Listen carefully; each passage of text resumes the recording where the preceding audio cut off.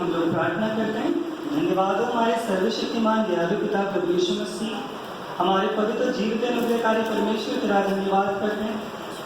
इस स्वर्ग पृथ्वी को बनाने वाले परमेश्वर प्रभु तेरा धन्यवाद करते प्रभु। प्रार्थना करते प्यारे परमेश्वर, आज के इस वचन के लिए प्रभु जो हम वचन पढ़ने जा रहे हैं, इस वचन में प्रभु हमें आशीषित करना पड़ेगा प्रभु। ये वचन के द्वारा हम अपने जीवन में 100 गुना आशीष और बरकत पाएंगे प्रभु। ये वचन हमारे जीवन में काम करने वाला और हमारे जीवन को बदलने वाला हो जाए परमेश्वर।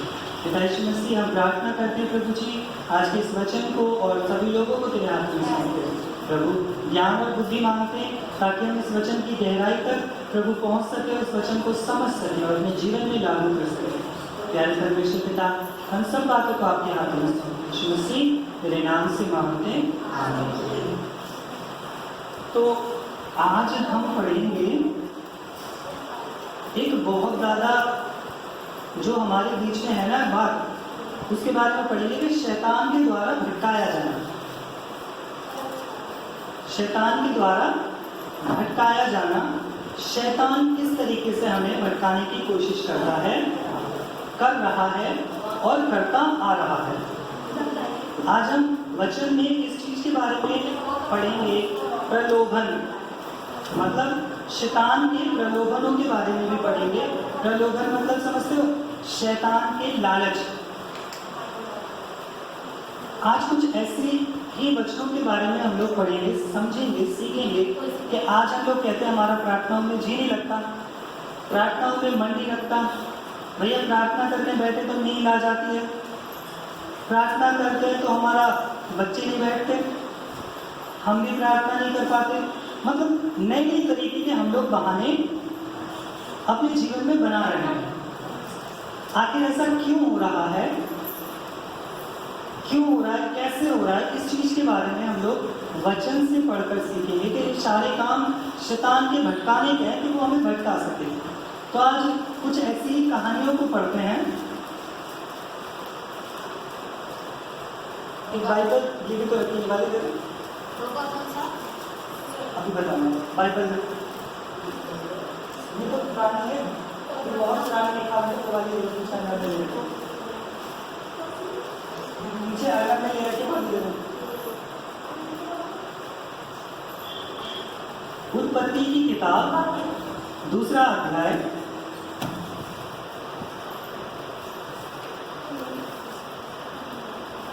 16 और 17 ये 2 आयत पढ़ेंगे। पर अगर हम देखें वचन पढ़ने से पहले देखिए शैतान कब भटकाता है। शैतान, हमें सबसे पहले ये जानने की जरूरत है कि शैतान हमें कब भटकाता है। शैतान तो आगे हमारे जीवन में, सबके जीवन में है, सबके आसपास बैठा हुआ है, मौका ढूंढ रहा है कि कब भटकाए। लेकिन उसको मौका कब मिलता है, शैतान कब हमें भटकाता है, जब हम परमेश्वर के वचन को तोड़ते हैं या उसकी आज्ञा का उल्लंघन करते हैं। शैतान तुरंत हमें भटकाना शुरू कर देता है, वो हमारे जीवन में हमें भटकाना चालू कर देता है। जैसे कि आज्ञा, उत्पत्ति की किताब 2 अध्याय 16 और 17 में हम एक आज्ञा पढ़ते हैं जो कि परमेश्वर ने आदम और हव्वा को, जो कहा जाता है कि पृथ्वी के सबसे पहले आदमी और औरत थे, परमेश्वर ने उनको ये आज्ञा दी। क्या आज्ञा दी थी कि जब परमेश्वर ने आदम और हव्वा को बनाया था, बनाने के बाद उन्होंने अदन की वाटिका बनाई, बाग बनाया, उसमें हर तरीके का पौधा लगाया, पेड़ लगाया, फल लगाया, फूल लगाया, सब कुछ लगाया अच्छे से अच्छा। साथ के साथ ज्ञान और बुद्धि का, भले और बुरे के ज्ञान का, और साथ ही साथ जीवन का, अमरता का वृक्ष उसने लगा दिया परमेश्वर ने, और आदम को उसमें रख दिया और कहा तू इसकी रक्षा कर, तू इसकी रक्षा कर। अगर हम इस रक्षा वाले बात को समझे ना तो प्रचार बहुत लंबा हो जाएगा, लेकिन ये वाली बात है कि रक्षा कर, तो शॉर्ट में बताऊं तो किससे रक्षा कर, इंसान के अलावा, आदम और हव्वा के अलावा तो कोई और इंसान था ही नहीं, तो किससे रक्षा कर। हम सोचते कि शैतान से रक्षा कर, लेकिन शैतान तो फल खाता ही नहीं, अपने आप से कर, क्योंकि पता थी परमेश्वर को शैतान इसको भटकाने जरूर आएगा। इसलिए परमेश्वर ने पहले उसको वार्निंग दे दी थी कि तू इसकी रक्षा कर। अब क्या हुआ, 17 में हम पढ़ते, परमेश्वर ने से आज्ञा दी थी कि मैंने 17 आयत में, पर भले या बुरे के ज्ञान के वृक्ष को, जो वृक्ष है उसका फल तू कभी न खाना, क्योंकि जिस दिन तू उसका फल खाएगा उसी दिन अवश्य मर जाएगा। उत्पत्ति 2 अध्याय 16 और 17 में लिखा हुआ है। 17 पढ़ा है हमने, 16 पढ़ेंगे पहले। और यहोवा परमेश्वर ने आदम को आज्ञा दी कि तू वाटिका के सब वृक्ष बिना खटके खा सकता है, पर भले या बुरे के ज्ञान का वृक्ष जो वृक्ष है उसका फल तू कभी न खाना, क्योंकि जिस दिन तू उसका फल खाएगा उसी दिन अवश्य मर जाएगा। परमेश्वर ने उसको नियम दिया था। मैंने एक पेड़ लगाया है, आदम, ये आदम को नहीं हव्वा दोनों को दिया गया है। एक आदम को नहीं, आदमी को नहीं, औरत को भी, दोनों को ये परमेश्वर ने आज्ञा दी थी। बाइबल की आज्ञा सिर्फ आदमियों के लिए नहीं, औरत के लिए भी, और औरतों के लिए नहीं, आदमियों के लिए भी, सबके लिए समान है, क्योंकि परमेश्वर पक्षपात करने वाला परमेश्वर नहीं है। दुनिया में इस पृथ्वी पर करते हैं कि आदमी तो ताकतवर है, औरत कमजोर है, या आदमी बाद में पहले औरत जाएगी। मतलब ये पक्षपात वाली बात है। छोटा क्योंकि वो कमजोर है तो उसको ये करो, और आदमी ज़्यादा ताकतवर है ये करो। लेकिन आजकल अगर हम देखें तो एक तरीके से दोनों लेवल में आ रहे हैं, समानता में आ रहे हैं।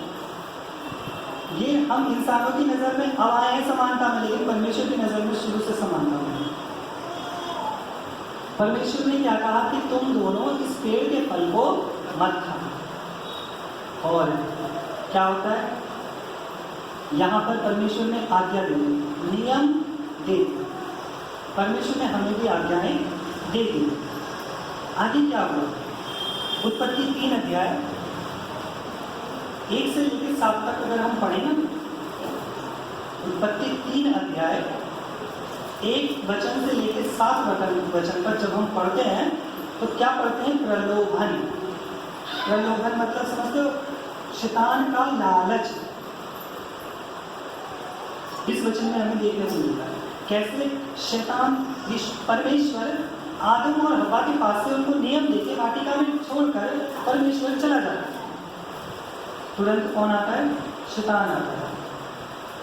3 का पहली आयत में लिखा है, यहोवा परमेश्वर ने जितने बैनुले पशु बनाए थे उन सब में सर्व धूर्त था।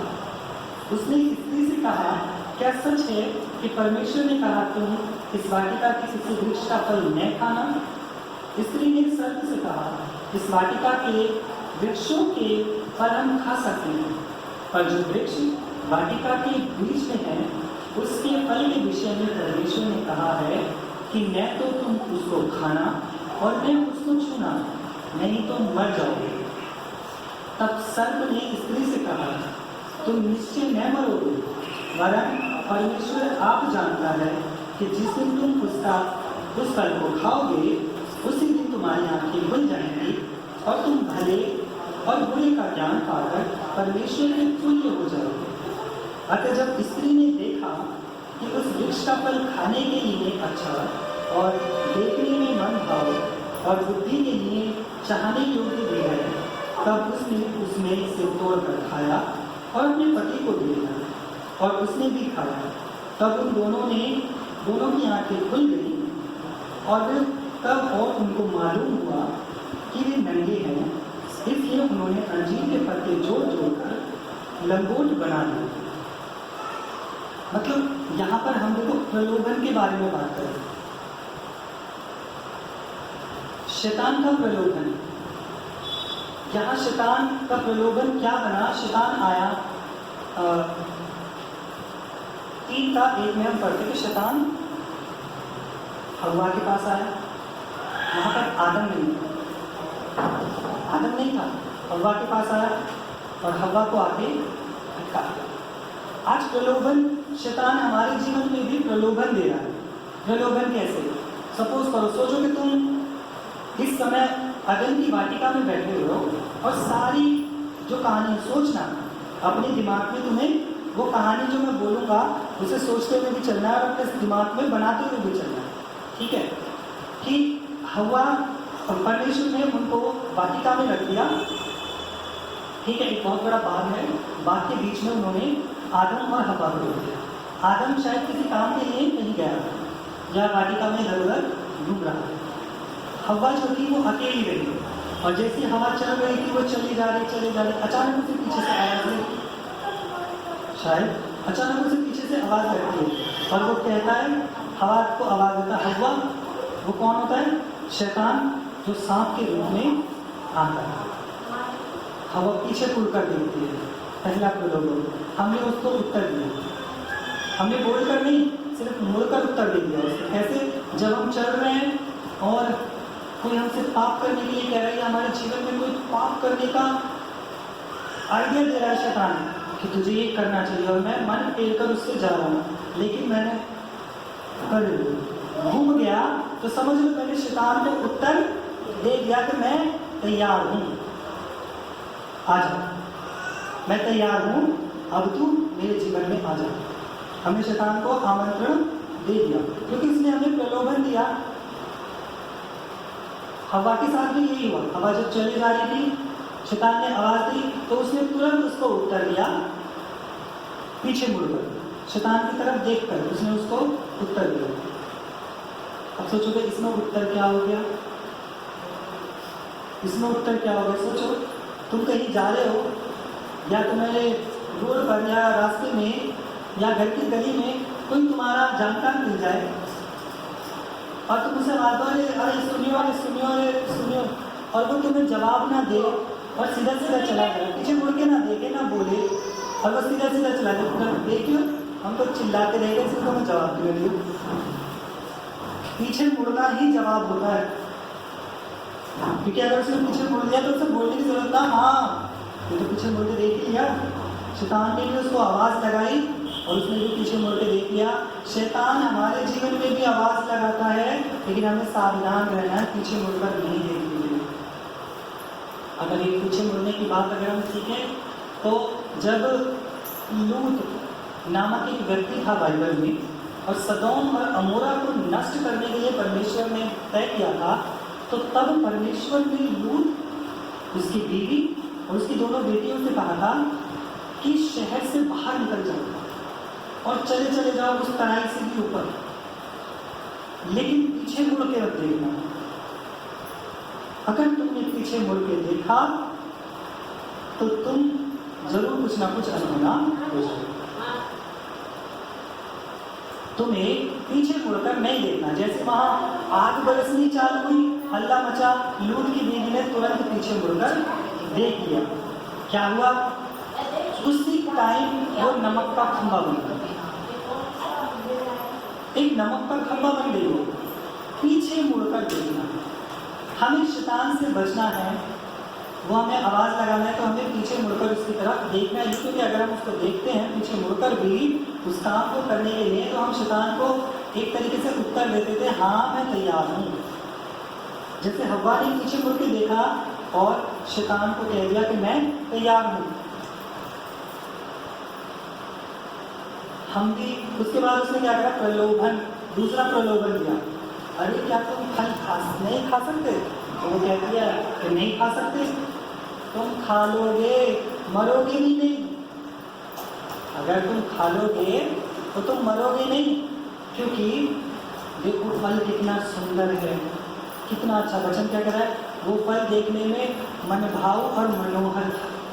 मतलब उसने हव्वा को ऐसे ललचाया, ऐसे प्रलोभन दिया कि हव्वा उस फल को पता ना कितने दिनों से देखती आ रही थी, लेकिन तब उसके मन में लालच नहीं जगा, लेकिन शैतान के कहते ही उसके मन में लालच जग गया और उसे वो फल सुंदर लगने लगा, अच्छा लगने लगा।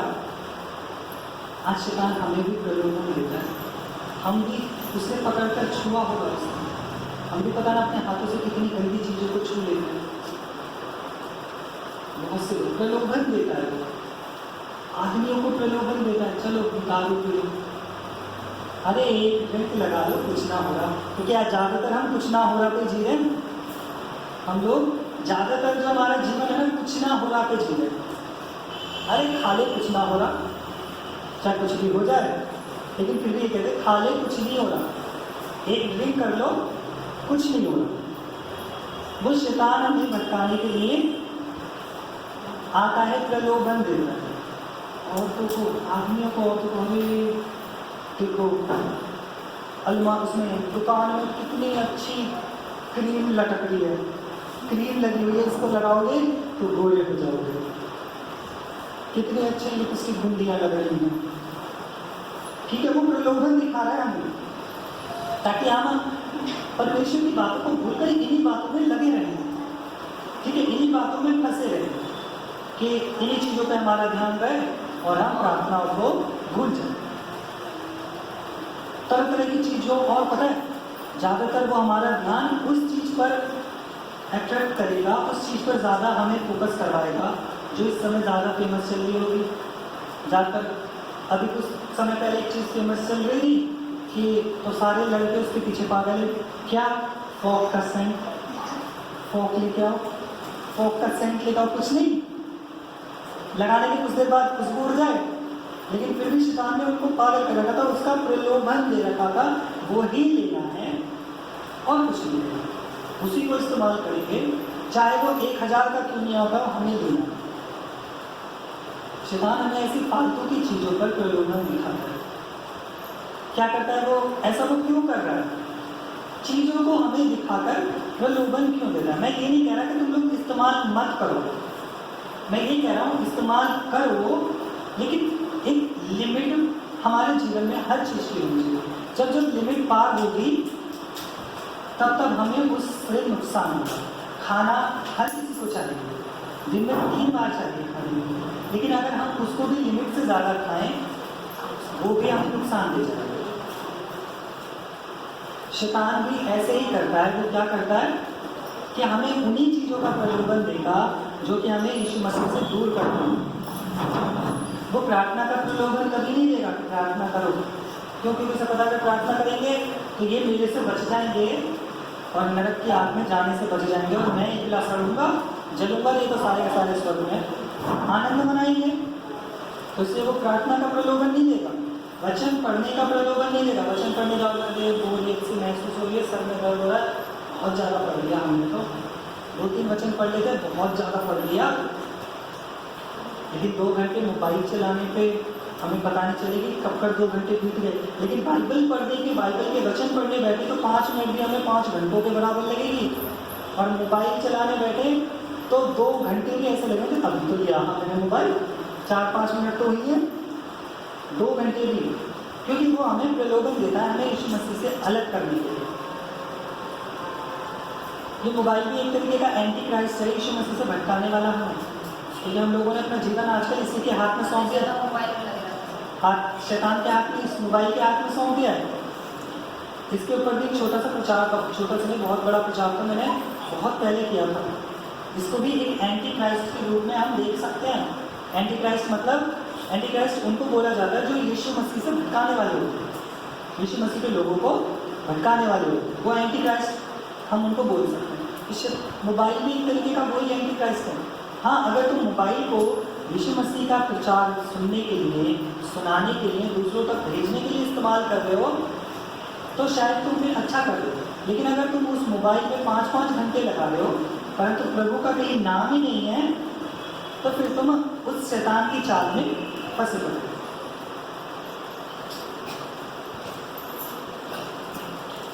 प्रलोभन में अगर हम देखें, देखो प्रलोभन कि उसने उसको दिया, क्या कहते हैं उसको, हवा को प्रलोभन दिया, फल दिया। आजकल वो हमें प्रलोभन दे रहा है कि दारू पी लो, एक ड्रिंक कर लो, ये कर लो, वो कर लो, कुछ ना हो रहा, सामान खरीद लो, कुछ नहीं हो रहा, अरे चर्च मत जाओ, कुछ नहीं हो रहा, क्या हो जाएगा, कुछ ना होगा। थोड़ा सा लालच आगे बढ़ता ही चला जाता है, बढ़ता चला जाता है, थोड़ा सा बहुत बड़ा हो जाता है। बहुत से लोग ये कहते हैं कि यीशु मसीह में अगर हम आ जाने तो हमें श्रृंगार छोड़ना पड़ता है, श्रृंगार मत करो, ये मत करो, वो मत करो। बहुत से लोग इसी चीज़ को लेकर तो रोके पड़ेगा, लेकिन श्रृंगार हो, एक लिमिट होनी चाहिए इंसान की। हम लोग क्या करते हैं कि ये नहीं होना चाहिए। हम श्रृंगार को क्यों मना करते हैं? हम ये कहते हैं कि श्रृंगार से ज़्यादा अपने आप को यीशु मसीह के वचन से सजाओ। ठीक है, हम क्या कर रहे हैं? शैतान के इस प्रलोभन में फंसे हुए कि प्रार्थना का तो टाइम हो रहा है, अभी मेरी ये रह गई है, क्या अभी मेरी वो रह गई है, क्या अभी मेरी ये रह गई है। प्रार्थना का टाइम निकलता जा रहा है और अभी हमारे श्रृंगार में ही हम लोग फंसे पड़े हुए हैं। ये हमारे जीवन में आ जाती है बात, जो कि क्या हो जाता है? हमें शैतान के फंदे में फंसा लेता है। और उसके प्रलोभन में, जैसे हवा उसके प्रलोभन में आई, उसने फल तोड़ लिया, खा लिया, वैसे ही हम भी उसके प्रलोभन में आ जाते हैं और बुरा कर जाते हैं। बुरा कर जाते हैं तरह तरह की चीज़ों में। हमारे जीवन क्यों बर्बाद है? किसी की तो बर्बाद है क्योंकि आजकल हम दूसरी चीज़ों पे ध्यान दे रहे हैं, प्रलोभनों पे ध्यान दे रहे हैं, प्रार्थनाओं पे ध्यान नहीं दे रहे। समय है हमें प्रार्थना करनी चाहिए, नहीं मैं तो अभी अपने मोबाइल ही कर रही हूँ। समय है कि प्रार्थना करना चाहिए, नहीं अभी तो मैं अपनी साइकिल चलाई हूँ। समय है कि हमें प्रार्थना करनी चाहिए, नहीं अभी थोड़ा मैं बाइक लेकर आऊँ, उसकी थोड़ी चक्कर मारी हूँ। ऐसे ऐसे प्रलोभनों को शैतान ने हमें दिया है ताकि हम उस प्रलोभन में फंसे रह जाएं और परमेश्वर की आराधना से दूर हो जाएं। एक देहाती गाना गाते हैं हम लोग, यीशु बुला रहे दावत में, भाइयों चलो हमारे साथ। एक ने कहा मैंने बैल खरीदा, बहुत लगाए दाम, इस कारण हम आ नहीं सकते, यही हमारा काम। मतलब वो बैलों के प्रलोभन उसको दे दिया, तो उसने क्या करा? भाई ये हमारा काम है, इसलिए हम प्रार्थना में नहीं आ सकते। हम प्रलोभनों में फंस जाते हैं और हमें क्या करना है? उन प्रलोभनों को अपने जीवन से दूर करना। प्रार्थना का समय, पहले मुझे प्रार्थना है, बाद में और कोई चीज़ है। पहले मेरे लिए प्रार्थना जरूरी है, चाहे वो मैं आधा घंटा नहीं, 1 घंटा नहीं, 15 मिनट नहीं, चाहे 5 मिनट की करूँ, लेकिन पहले मैं प्रार्थना करूँगा। क्यों? क्योंकि जो मुझे दे रहा है पहले मैं उससे धन्यवाद करूँगा, बातें करूँगा, ताकि मैं शैतान के प्रलोभनों से, उसकी चालों से अपने आप को बचा सकूँ। देखो शैतान कितना चालाक है। हम लोग ये सोचते कि शैतान हमारे जीवन में तो अब आ ही ना सके, हमने तो बपतिस्मा ले लिया, हमने बपतिस्मा ले लिया, अब शैतान हमारे जीवन में प्रलोभन दे ही नहीं सकता। तो एक वचन और पढ़ते हैं जो कि है मत्ती की किताब 4 अध्याय।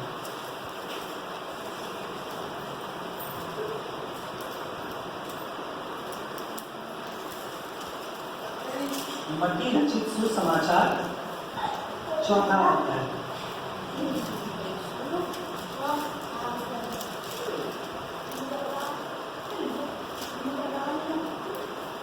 मत्ती रचित सुसमाचार उसका 4 अध्याय, शैतान का प्रलोभन। हम यहाँ भी देख सकते हैं। यहाँ पर हम किसके बारे में पढ़ते हैं? पहले यीशु मसीह के बारे में। यीशु मसीह ने बपतिस्मा लिया, जंगल में उनको आत्मा ले गया, 40 दिन की उपवास रखे, उपवास खत्म हुए तो तुरंत शैतान आ गया प्रलोभन देने। क्या कहता है? जैसे उपवास पूरे होते हैं, 3री आयत में 4:3, तब परखने वाले ने पास आकर उससे कहा, यदि तू परमेश्वर का पुत्र है तो कह दे कि ये पत्थर रोटी बन जाए। मतलब शैतान देखो यीशु मसीह तक के पास पहुंच गया प्रलोभन देने, क्योंकि यीशु मसीह भूखे थे 40 दिन से। अब उनको क्या चीज़ की जरूरत थी? भूखे को किस चीज़ की जरूरत होती है? सोने की, चांदी की? रोटी की जरूरत होती है। और यीशु मसीह इस टाइम शरीर में थे, इंसानी शरीर। अगर वो अपने ईश्वरीय शरीर में होते, परमेश्वर वाले शरीर में होते, वचन वाले शरीर में होते, तो उनको रोटी की जरूरत नहीं थी, पानी की भी जरूरत नहीं थी। लेकिन वो यहाँ एक इंसान, मानव के शरीर में, मानव रूप में थे, इंसान के शरीर में। और इंसान को सबसे ज़्यादा ज़रूरत होती है रोटी की। चाहे एक बार को सोना चांदी ना मिले, परंतु 3 टाइम रोटी जरूर मिल जाए। शैतान ने देखा कि भाई अब तो मेरा मौका है, जैसे हवा को प्रलोभन दिया, इसको भी प्रलोभन देता हूँ। भाग के आ गया तुरंत यीशु मसीह के पास और पत्थर उठा के कहता है, यदि तू परमेश्वर का पुत्र है, अगर तू परमेश्वर का पुत्र है तो ले ये पत्थर और इससे कहते रोटी बन जाए, तुरंत बन जाएगी और तू खा के अपने पेट को शांत कर दे। तेरी भूख मिट जाएगी। देखा शैतान कैसे प्रलोभन दे रहा है, लेकिन हमें प्रलोभनों से बचना है। यहाँ पर शैतान ने आकर यीशु मसीह से कहा कि इस पत्थर से कहते रोटी बन जाओ, और ये रोटी बन जाएगी। यीशु मसीह कहते तो शायद बन जाती, शायद ये पक्का बन जाती, बिल्कुल वो पत्थर रोटी बन जाता। लेकिन परमेश्वर को, यीशु मसीह को पता था कि ये शैतान का प्रलोभन है, शैतान का लालच है। ये शैतान मुझे एक लालच दिखा रहा है, फंसा रहा है। यीशु मसीह को परीक्षा कर रहा है, एक क्या प्रलोभन, लालच देकर, वो लालच देकर उनकी परीक्षा कर रहा है। लेकिन यीशु मसीह जानते थे कि ये शैतान का प्रलोभन है। बेशक रोटी है, बेशक रोटी है, लेकिन ये प्रलोभन दे रहा है, क्योंकि उसके कहने का तरीका ही कुछ अलग था, परीक्षा वाला। तो वो क्या, यीशु मसीह को परीक्षा कर रहा था प्रलोभन देकर, और हमें इन प्रलोभनों से ही अपने आप को बचाना है। यीशु मसीह ने क्या कहा? यीशु ने उत्तर दिया कि मनुष्य केवल रोटी से ही नहीं, परंतु हर एक वचन से जो परमेश्वर के मुख से निकलता है जीवित रहेगा। यीशु मसीह ने तुरंत शैतान को टाल के भगा दिया। शैतान ने 3 बार प्रलोभन दिया इसे। दूसरी बार आया, मंदिर के कमूरे पर खड़ा कर दिया कि तुम यहाँ से कूद जा, तू यहाँ से कूद जा। परमेश्वर ने लिखा है वो तुझे हाथों हाथ उठा लेगा, ताकि तेरे पैर से पत्थर में ठोकर नहीं, ठेस भी ना लगे। यीशु मसीह फिर समझ गए शैतान का प्रलोभन है मुझे परमेश्वर से जुदा करने के लिए, परमेश्वर से अलग करने के लिए, ये शैतान का प्रलोभन है। उसने शैतान को फिर डांट दिया, शैतान भाग गया। तीसरी बार फिर आ गया और उनको क्या बहुत ऊंचे पहाड़ पर ले गया और पूरी दुनिया का वैभव, पूरी दुनिया की जायदाद, संपत्ति, सब सुख विलास सब कुछ दिखाया। कहने लगा देख ये सब कुछ मेरे हाथ में है, तू मेरे पैरों में गिर जा और ये सारा मैं तुझे दे दूंगा। यीशु मसीह फिर समझ गए ये शैतान का क्या है, प्रलोभन, शैतान का लालच है ताकि मैं परमेश्वर से अलग हो जाऊं। यीशु मसीह ने शैतान को फिर डांटा, शैतान भाग गया। जब यीशु मसीह के जीवन में 3 बार आ सकता है परीक्षा करने, प्रलोभन देने, तो हमारे जीवन में क्या नहीं आएगा? बिल्कुल आएगा। लेकिन हमें क्या करना है? यीशु मसीह की तरह तैयार रहना है प्रलोभनों से बचने के लिए। ऐसे प्रलोभनों में मत फंसो कि जो कि हमारे जीवन को, हमारे शरीर को नाश कर सकते हैं। परमेश्वर से हमें अलग, शरीर को नाश नहीं करेंगे। दारू पी लो, मेरा क्या जा रहा है, शरीर तुम्हारा नाश होगा, ठीक है, लेकिन वो तुम्हारी आत्मा की कुछ नहीं बिगाड़ेगी। तुम्हारी जो दारू पियोगे वो तुम्हारी आत्मा का कुछ नहीं बिगाड़ेगी, तुम्हारे शरीर को खराब कर देगी, लेकिन आत्मा का बिगाड़ेगा परमेश्वर। जब वो कहेगा तू दारू पीता था, नरक में जा, जल अब नरक में। क्या हो गया? परमेश्वर ने इसकी आत्मा का बिगाड़ा। तो ऐसे काम मत करो जिससे हमारे शरीर का भी नुकसान हो और आगे जाके हमारी आत्मा का भी नुकसान हो। तो प्रलोभनों से बचना, शैतान के प्रलोभनों से हम लोगों को अपने आप को बचाया। शैतान के प्रलोभन तुम लोग अपने आप समझ जाओगे जब जब तुम्हारे सामने आए। क्यों? कैसे? क्योंकि वो तुमसे बुरा कर रहेगा, अच्छा कभी नहीं कर रहेगा। जब जब तुम्हारे सामने आए कि भाई ये काम करने से बुरा होगा और मेरा मतलब ये काम मुझे दिख रहा है कि मैं आसानी से कर दूंगा, लेकिन दूसरे का बुरा है, तो समझ लो शैतान का प्रलोभन तुम्हारे सामने आ चुका है। तो प्रलोभनों से बचो और परमेश्वर के वचन में उसके मन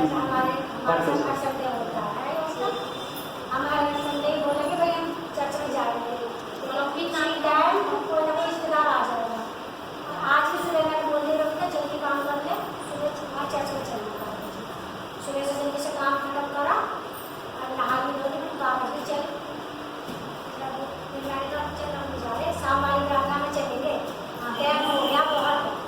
शैतान का प्रलोभन है ना, शैतान मैंने फोन भी करा, फिर मना कर दिया, नहीं होता रहने हाँ मैं जा रही, शाम को चलेंगे, रोटी खाएंगे तो फिर आराम करेंगे, नहीं होगी तब चल रहे। शैतान प्रलोभन, शाम को शायद कोई रिश्तेदार आ जाए फिर हमारा कैंसिल हो जाएगा। भटकाता है शैतान और हमें प्रलोभन, ठीक है। तो इसलिए अपने आप को बचाओ उन प्रलोभनों से और परमेश्वर की ओर बढ़े जाओ, क्योंकि जितना तुम परमेश्वर की ओर बढ़ोगे उससे 10 गुना ज़्यादा परमेश्वर तुम्हारी ओर बढ़ेगा। तो वचन को पढ़ते जाओ, विश्वास करो, परमेश्वर में बढ़ो और ये वचन सभी के जीवन में आशीष करो। हम लोग प्रार्थना करते हैं। धन्यवाद हमारे सर्वशक्तिमान दयालु पिता परमेश्वर मसीह, हमारे पवित्र जीवित अनुग्रहकारी परमेश्वर का धन्यवाद करते प्रभु आज के सुंदर समय के लिए। पिता आपने हमसे पर आशीष करी, इसके लिए धन्यवाद हो।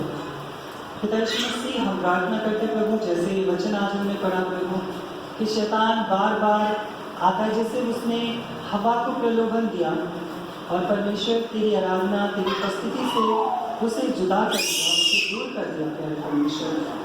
वैसे ही प्रभु उसने यीशु मसीह को भी प्रलोभन दिया, परंतु प्रभु हम हवा के समान भटकने वाले नहीं, परंतु यीशु मसीह के समान, क्या यीशु तेरे समान तेरे वचनों को पढ़कर तेरे समान शैतान के प्रलोभनों से लड़कर उससे बचने वाले, उसे ठुकराने वाले बने प्यारे पिता, और परमेश्वर की उपस्थिति में सदा हम उपस्थित रह सकें। प्यारे यीशु मसीह, हम सब बातों को आपके हाथों में सौंपते हैं। यीशु मसीह तेरे नाम से मांगते हैं।